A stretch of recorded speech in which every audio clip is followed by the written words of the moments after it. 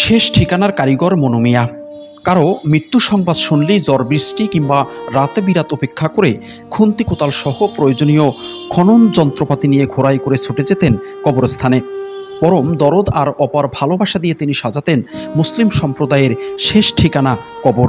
কিন্তু হঠাৎ একদিন তার ঘোড়াটিকে বল্লম দিয়ে খুঁচিয়ে হত্যা করে দুর্বৃত্তরা। এতে ৬৭ বছরের প্রবীণ এই গোরখোদক মানসিকভাবে একেবারেই ভেঙে পড়েন। শনিবার ২৮শে জুন সকাল ১০টায় সেই শোক নিয়ে নিজ বাড়িতে শেষ নিঃশ্বাস ত্যাগ করেন মনু মিয়া। তার মৃত্যুতে এলাকায় শোকের ছায়া নেমে এসেছে।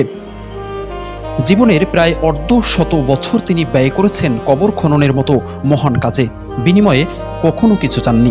আশপাশের গ্রাম ও জেলা জুড়ে পরিচিত ছিলেন শেষ ঠিকানার কারিগর নামে।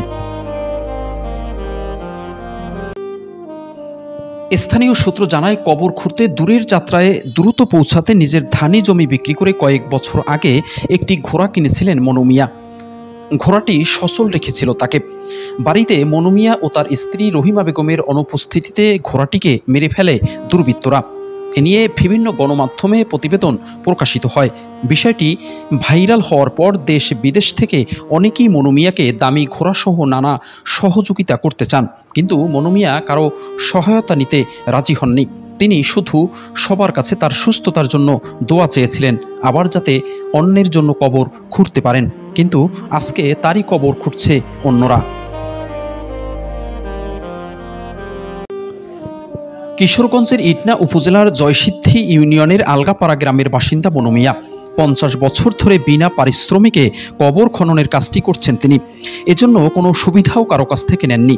মনু মিয়ার ডায়েরিতে পাওয়া তথ্য অনুযায়ী এই দীর্ঘ সময় তিনি অন্তত ৩০৫৭টি কবর খুঁড়েছেন।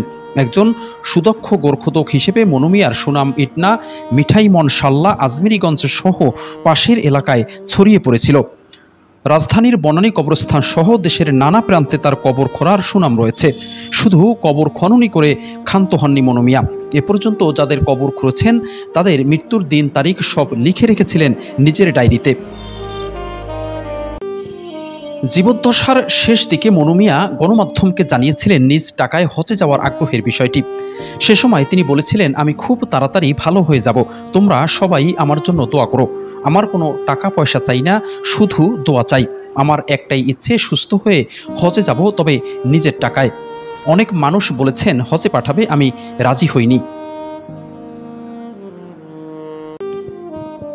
পরিবারের সদস্যরা বলছেন, জীবনভর কবর খোঁড়ার কাজ করতে গিয়ে নিজের দিকে খেয়াল হয়নি নিঃসন্তান মনু মিয়ার।